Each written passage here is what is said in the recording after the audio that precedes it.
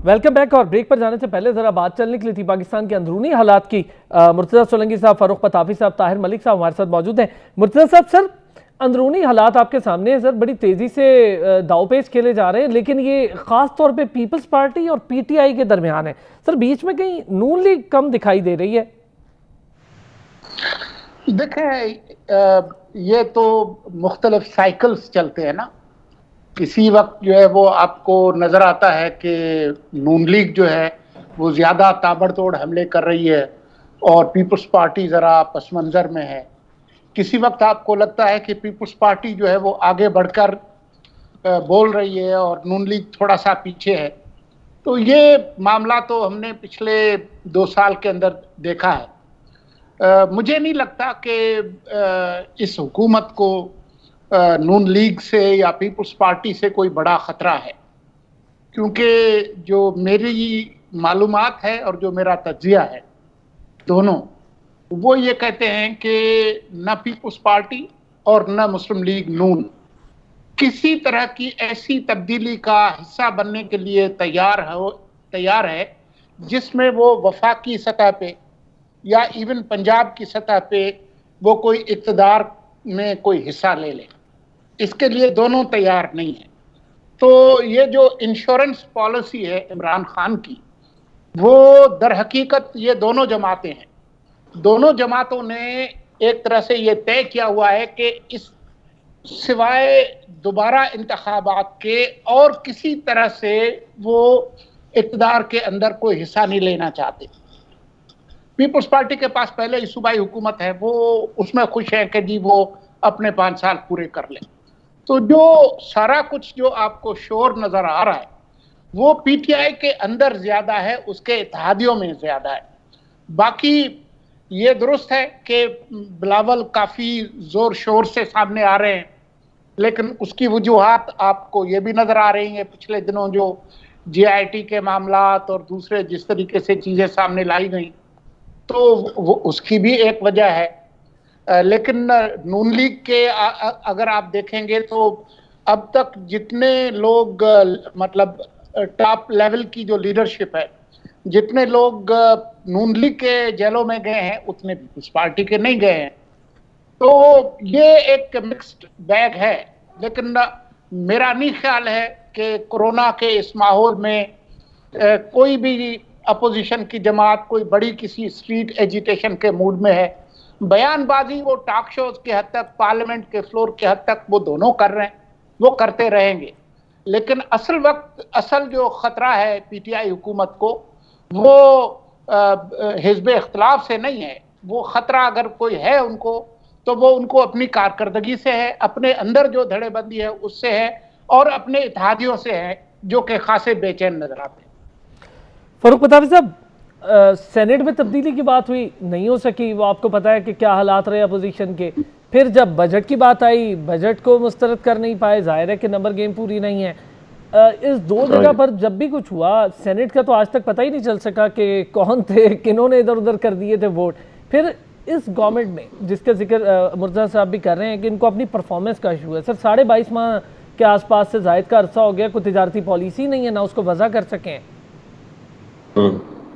अच्छा, आपका सवालात बहुत अच्छे होते हैं, लेकिन सियाको सबाक से हटके थोड़ा सा मुश्किल है कि मैं बात कर सकूं। अभी ताहिर मलिक साहब जब बात कर रहे थे तो मुझे जहन में ख्याल आ रहा था कि एक टर्म है उर्दू का ही, वो है मलामती सूफी। हम पाकिस्तानी मलामती सूफी हैं जी। हमने अपने बारे में बड़ी बातें करनी है कि जी हमारे अंदर ये अच्छा नहीं है, वो अच्छा नहीं है। दुनिया के अंदर तमाम ममालिक के अंदर कोई ना कोई मसाइल होते हैं। अभी मैं कंपेयर करके जस्टिफाई नहीं करना चाह रहा, लेकिन अमेरिका के अंदर अभी रेसिज्म का मामला कितना बढ़ गया है। इंडिया के अंदर हमसे ज्यादा पॉवर्टी है। इंडिया के अंदर बिजली बहुत जगहों पे अभी तक पहुंची नहीं है। एजुकेशन वगैरह का, पानी साफ पीने की बात कर रहे थे तो वो भी नहीं पहुंचा है। मामला ये हो जाता है कि हम जब किसी एक लेवल ऑफ एनालिसिस की बात कर रहे होते हैं तो हम फौरन दूसरे लेवल ऑफ एनालिसिस पे चले जाते हैं। अगर हम फॉरेन पॉलिसी की बात करेंगे तो फॉरेन पॉलिसी के डायनामिक्स बेशक वो पाकिस्तान के अंदरूनी मामलात से निकल के आए, लेकिन फॉरेन पॉलिसी के अंदर आपको डिप्लोमेसी का इस्तेमाल करना पड़ेगा, और वो इंडिया बहुत अरसे तक करता रहा है। और हमने भी करना शुरू कर दिया है। थोड़ा सा साबित कदम रहेंगे तो आप कश्मीर के लिए आवाज उठा सकेंगे। ये याद रखिए कि कश्मीर के अंदर ह्यूमन राइट्स के मामलात हैं। ह्यूमन राइट्स जहां पे भी हो उसके लिए बड़ा आसान होता है कि बंदा उनको हाईलाइट कर सके, राइट। अब आ जाइए, आप डोमेस्टिक मामलात की बात कर रहे हैं। ऑपोजिशन हो चाहे हुकूमत हो, ये मैं आपको बता दूं कि हमारी आदत है। मुझे याद है पीपल्स पार्टी की हुकूमत थी, हमारे एक बड़े अच्छे कोलीग जो कि क़यामत की निशानियां बताते रहते हैं, उन्होंने हर रोज हर दूसरे तीसरे दिन बात करते थे कि जी हुकूमत गई, लेकिन नहीं गई ना। 5 साल हुकूमत पूरे कर गई। उसके बाद मुस्लिम लीग नवाज की हुकूमत का भी यही था। हमारे मीडिया में बहुत सारे दोस्तों को जुगाड़ लगाने की आदत आई थी, हुकूमत आज गई कल गई, फलां चीज हुई, ये गिर गया वो गिर गया। भाई बात यह है कि पाकिस्तान के अंदर डेमोक्रेसी अगर चलनी है और उसके अंदर कंसेंसस बन गया है तो वो काम करते रहेंगे। हाँ, क्वालिटी इंप्रूव करेंगे तो ठीक है, वरना हम सारे मिल के जमहूरियत के खिलाफ खुद मुकदमा बना रहे हैं अपनी इनएप्टनेस की वजह से। जहां तक बात है हुकूमत की कैपेसिटी का और हुकूमत की डिलीवरी का, तो उसके अंदर मुझे एक मामला जो बहुत ज्यादा परेशान करता है वो ये है कि हुकूमत की जो मेहनत हो या जो भी एस्पेक्ट हो, इतनी माशाल्लाह हमारे पिछले 10-15 सालों में सिस्टम के अंदर खप पड़ जाती है कि अगर कोई अच्छा बंदा कुछ काम करने की कोशिश भी करे तो हम लाजमन कंफ्यूज कर देते हैं। इस वक्त मौजूदा हुकूमत जो कर रही है उसके अंदर जहरी बात है, हम में से बहुत सारे लोगों ने वोट दिया होगा उसको, बहुत सारों ने नहीं दिया होगा, लेकिन इसका बड़ा बुनियादी एक मामला है कि अगर ये परफॉर्म नहीं करेंगे तो 2-2.5 साल के बाद 3 साल के बाद हमारे हाथ में ये ताकत होगी कि हम उनको हटा सकें। अगर ये परफॉर्म कर लेंगे तो शायद मुल्क की किस्मत जो है वो बेहतर हो जाए। इस वक्त हमारे जो, और ये मौजूदा हम 3-4 लोग बैठे हैं उनकी बात मैं नहीं कर रहा हूँ, लेकिन हमारे मीडिया के अंदर जो पंडितरी है ना जी, उसने भी मुल्क का बेड़ा गर्क कर दिया है कि जी फलां मिनिस्टर है तो या फलां सेक्रेटरी है या फलां एक्सपर्ट है, उसको कुछ नहीं मालूम, मुझे मालूम है।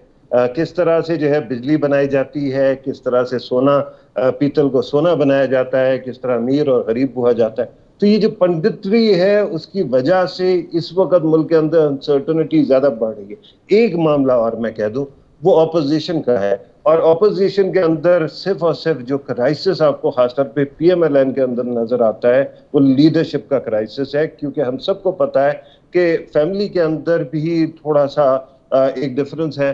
शहबाज शरीफ साहब को बना दिया गया है पार्टी का चीफ, लेकिन असल में जो है वो मरीम नवाज साहबा के साथ सारी सपोर्ट है अवाम की, और क्योंकि वालिद की वजह से। तो जब तक ये पीएमएलएन अपना इस मामले को सॉल्व नहीं करता उस वक्त तक जो है वो लीडरशिप पोजीशन में आने या हुकूमत को कोई चैलेंज देने के काबिल नहीं होगा। जी ताहिर साहब, मैं आपसे दो चीज़ें जानना चाहूँगा। एक तरफ नून लीगी अरकान और फिर एक पीपल्स पार्टी के अरकान मिलते हैं, उस्मान बुज़दार साहब से 3 मुलाकातें हो जाती हैं, एक इशाइया दिया जाता है जिस पर फिर नून लीगी की आदत कहती है कि 4-5 लोग थे तो हमारे साथ स्ट्रेंथ है, उनके साथ कुछ नहीं है। ये क्यों हो रहा है? दूसरा सर, ये अफवाहें क्यों जन्म ले रही हैं बड़ी तेज़ी से उस्मान बुज़दार साहब के बारे में? हर दूसरे तीसरे दिन सुन रहे होते हैं, बस जा रहे हैं जा रहे हैं जा रहे हैं।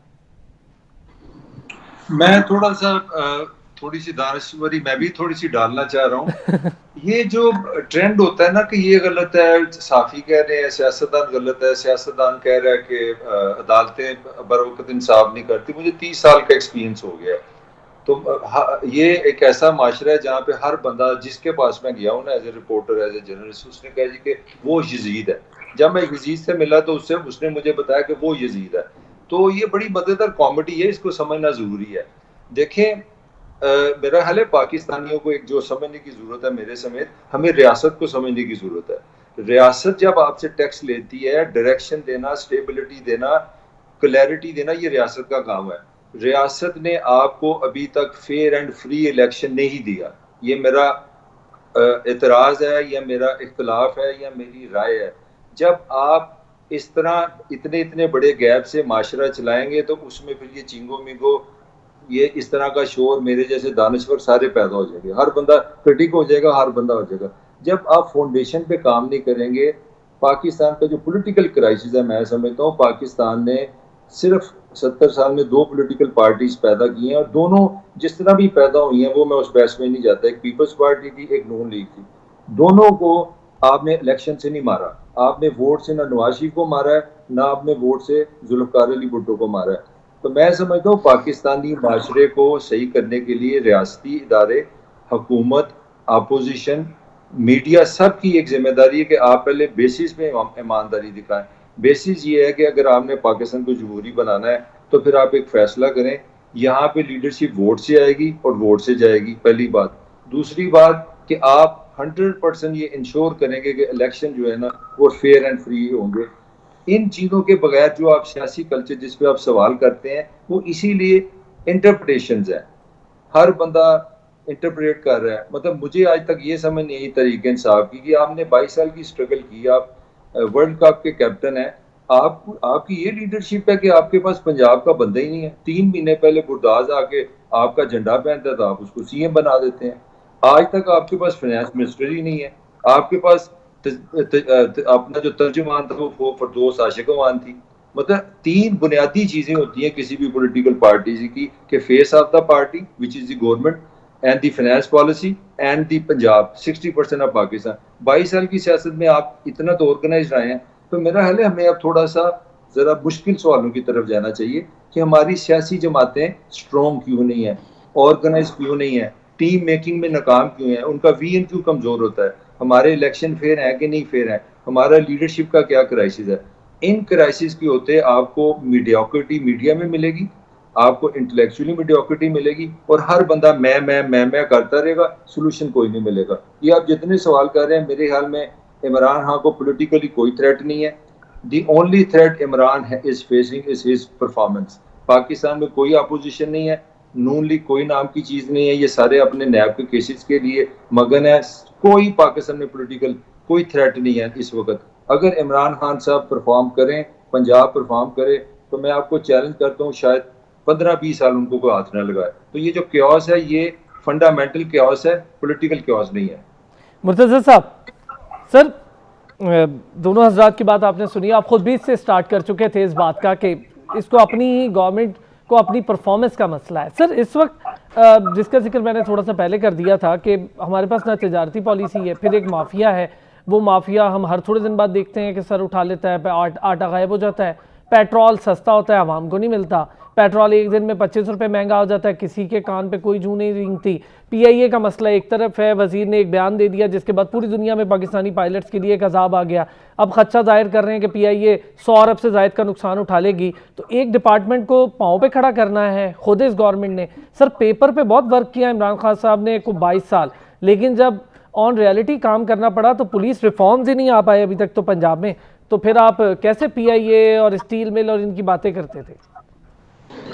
जी, शुरू में मैंने आपको बताया था कि पीटीआई को हिज़्ब इख्तिलाफ का कोई ख़तरा दरपेश नहीं है।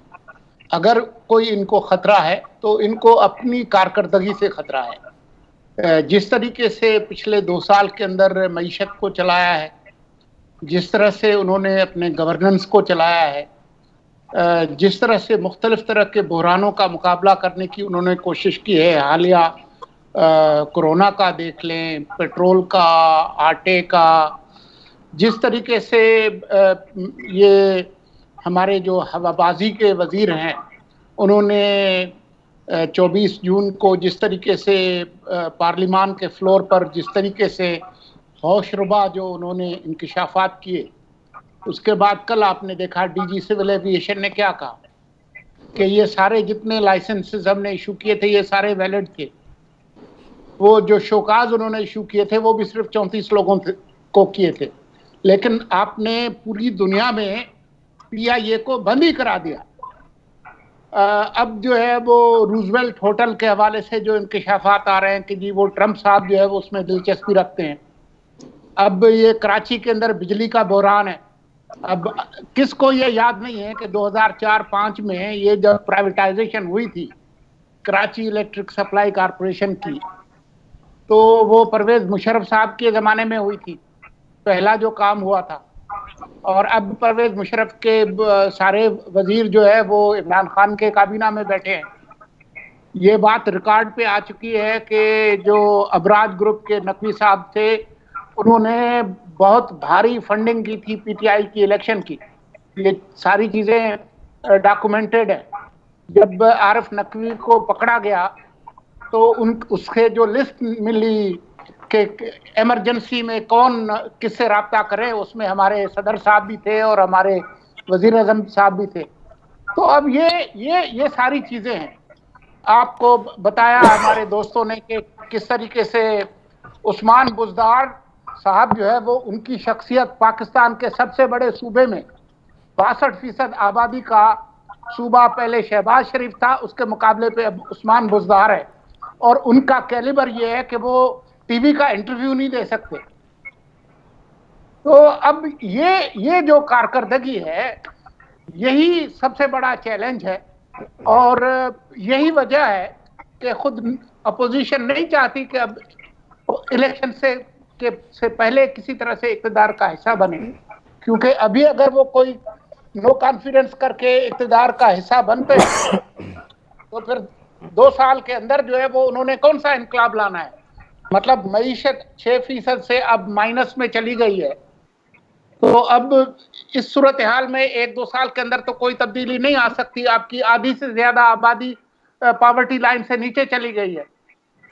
तो ये रियल इश्यूज हैं।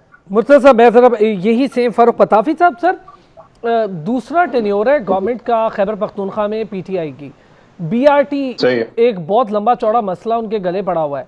पूरे पाकिस्तान में जब हम बात करते थे बस ट्रांजिट मंसूबों की, तो जो पंजाब में काम हुआ उसको इतना रगड़ा दिया इमरान खान साहब ने कंटेनर पे और अपने स्टेज पे खड़ा होके। अपनी बारी आई तो सर क्या आप समझते नहीं है कि दूसरा टेन्योर है तो जवाबदेह तो होना पड़ेगा इन चीज़ों के लिए? और बहुत सारी चीज़ें हैं खैबर पख्तूनख्वा की। मेरे ख्याल में आप सही कह रहे हैं, जवाबदेह तो मेरे ख्याल में हर उस बंदे को होना चाहिए जो हुकूमत में है, राइट। और अगर आप परफॉर्मेंस में कम है तो देखिए ना, मसला ये है कि अगर मीडिया जो है वो अपना काम सिर्फ करता रहे ना, यानी कि जिस तरह से आपने सवाल उठाया, जिस तरह सोलंकी साहब उठा रहे हैं, अगर हम अपना काम करते रहे तो हम जो है ना वो शायद जमहूरियत के अंदर बड़ा कुछ कंट्रीब्यूट कर पाएंगे, राइट। ये तो तय है कि किसी के पास भी जो है वो फाइनल सोल्यूशन नहीं है, एब्सोल्यूट विजडम किसी के पास नहीं है। सबने इसीलिए जमहूरियत का हमने बिलीव किया है कि जमहूरियत होनी चाहिए कि तमाम अवाम मिल के जब सोचती है तो चीज़ें बेहतर होती है, राइट। लेकिन मामला ये है कि हम इस वक्त उन चीज़ों को तो देख रहे हैं जो कि प्रॉब्लमेटिक हैं या कहीं पे फंस गई हैं, लेकिन हम ये नहीं देख रहे हैं कि मुल्क के अंदर कहाँ कहाँ पे क्या कुछ पॉजिटिव हो रहा है और उसको किस तरह से आगे, अगर मिसाल के तौर पे किसी एक बंदे ने अच्छा काम करके दिखा दिया किसी एक जोन में, तो उसकी जो सलाहियत है उसको कैसे इस्तेमाल करें। मिसाल के तौर पे अभी बात कर रहे थे मुर्तज़ा सोलंकी साहब, और उन्होंने 2 चीफ मिनिस्टर्स का तकाबली जायजा किया। अब मैं ये सोच रहा था कि पाकिस्तान के अंदर जो फॉल्ट लाइंस हैं वो असल में ये नहीं है कि शहबाज शरीफ वर्सेस बुज़दार है, बल्कि वो ये है कि एक सियासतदान वर्सेस अ ब्यूरोक्रेट, राइट। आपको पता होगा कि जब परवेज मुशर्रफ साहब भी हुकूमत करते थे तो उस वक्त असल में अफसरशाही काम कर रही थी। जो हुक्मरान होता है वो ऊपर बैठता है, बाकी कॉम्पिटेंट लोग जो आपके गिर्द होते हैं आप उनसे काम लेते हैं। हमारे मुल्क के अंदर अभी तक हमने ब्यूरोक्रेसी के साथ रिलेशनशिप कैसे बनाना है, किस तरह से चलाना है, उसके ऊपर अभी तक हम मेहनत नहीं कर पाए। जहाँ तक अभी मलिक साहब फरमा रहे थे कि जो हमारे मुल्क के अंदर इलेक्शन कभी भी साफ और शफाफ नहीं हो सके और आपको ये फैसला करना पड़ेगा। आपसे मुराद ज़ाहिर बात है, आप और मैं तो नहीं कह रहे होंगे, वो कोई हुक्मरान तबके की बात कर रहे होंगे। अब इशू ये है कि दुनिया भर के अंदर जब जमहूरियत फलती फूलती है तो उसके अंदर अवाम अपने हकूक लेती है, ना कि उसको कोई देता है। मैग्ना कार्टा ना होता अगर अवाम ना खड़ी होती। इसी तरह से फ्रेंच रेवोल्यूशन के बाद जितना कुछ हुआ वो ना होता अगर जो है अवाम खुद डिमांड ना करती। अब हमारा मसला ये है कि अवाम जब जमहूरियत का सोचती है तो हम checks and bits and pieces में सोचते हैं। मिसाल के तौर पे फरूक साहब, मैं आपकी यही सेम बात मैं चाहूंगा, ये सेम बात मैं जरा allow me to just finish one sentence। जी वो ये है कि जो पॉलिटिकल पार्टीज है उनके अंदर इंटरनली डेमोक्रेसी नहीं होती है और फिर वहां पे भी डिक्टेटरशिप है। अगर आपने प्रोविंशियल जो है ऑटोनॉमी दे दी तो वो लोकल बॉडीज को नहीं एम्पावर करते हैं। तो जब आप देखते हैं ये बिट्स एंड पीसेस में है, जब तक अवाम नहीं स्ट्राइव करेगी और डिमांड एब्सोल्यूट 100% नहीं करेगी, उस वक्त तक हालात ऐसे ही चलते रहेंगे कि हम कोई ना कोई बंदा ढूंढ लेंगे जिसको हम इल्जाम देंगे और फिर कहेंगे कि देखो वो काम खराब कर गया, हम तो ठीक है। ताहिर साहब, फ़ारूक पतावी साहब ने भी यही कहा है कि जब तक निचली सतह पर एम्पावर, जिसकी बात वज़ीर-ए-आज़म इमरान खान खुद करते हैं, अब तो फवाद चौधरी कह रहे हैं बल्दियाती इलेक्शन ना करवाना हमारी बड़ी सियासी गलती है। देखें, पहले तो मैं इनके आर्गूमेंट पे बोलना चाह रहा हूँ कि ये जो अवाम की बात करते हैं, मेरे ख्याल है हमें इनको शायद अंदाजा नहीं है कि रियासत किस लिए बनाई गई थी। रियासत इसलिए बनाई गई थी कि रियासत को मैं दूंगा पैसे, रियासतों को दूंगा मैं अपना टैक्स दूंगा, तो वो सर्विस प्रोवाइडर होगी, वो मुझे सर्विस प्रोवाइड करेगी मेरी डेवलपमेंट के लिए, मेरी बेहतर जिंदगी के लिए, मेरी मेरी मेरी बेहतर चॉइस के लिए। जरा 1 मिनट मुझे दे दें, जरा थोड़ा सा आप जरा स्टडी कर लें कि 70 साल में आपके इस रियासती इदारों ने, इन हुकूमतों ने अवाम की एजुकेशन पे कितने पैसे लगाए हैं, उनके पीने के पानी पे कितने पैसे लगाए हैं, उनकी हेल्थ पे कितने पैसे लगाए हैं, आपने अवाम को कितना इंस्ट्रूमेंट दिया है जिससे वो बेहतर डिसीजन मेकिंग करें, जिससे वो इंफॉर्मेशन सीकर बने और वो ऑर्गेनाइज हो सके। नंबर 1, मुझे आप बता दें, इस रियासतों ने कभी पॉलिटिकल पार्टी, जब आप इस कल्चर को इस तरह बनाएंगे कि एक टेलीफोन आएगा और लीडर से मामला तय हो जाएंगे, तो फिर पॉलिटिकल पार्टी को ऑर्गेनाइज होने की कोई जरूरत नहीं होगी। आज अगर नवाज शरीफ ये छोड़ दे कि मुझे फोन आ गया और मैं लाहौर आ रहा हूँ और सारा काम ठीक हो गया, तो पाकिस्तान में जमहूरियत आ जाएगी, नून की बया हो जाएगी। तो ना तो यहाँ पॉलिटिकल कल्चर पैदा हुआ है, उसका भी जिम्मेदार मैंने बता दिया कौन है। अवाम में जो क्योस है उसका भी मैंने आपको जिम्मेदार बता दिया। जब तक आपका रियासती निज़ाम अवाम पे पैसे नहीं लगाएगा, अवाम में एजुकेशन नहीं लाएगा, अवाम में इंफॉर्मेशन नहीं लाएगा, उनमें सेंस ऑफ डिस्क्रिमिनेशन पैदा नहीं होगी, हम इसी तरह दायरों का सफर करते रहेंगे। बहुत बहुत शुक्रिया ताहिर मलिक साहब, फ़ारूक पतावी साहब, मुर्तज़ा सोलंकी साहब हमारे साथ मौजूद थे। तीनों हज़रात का बहुत शुक्रिया। कोशिश की नाज़रीन वही सवाल पूछें जो आपके जहनों में जन्म लेते हैं और जवाबात आपको मिलें जो कि हल की जानिब जा सकते हैं। अब तक के लिए इतना ही, अपना ख्याल रखिएगा।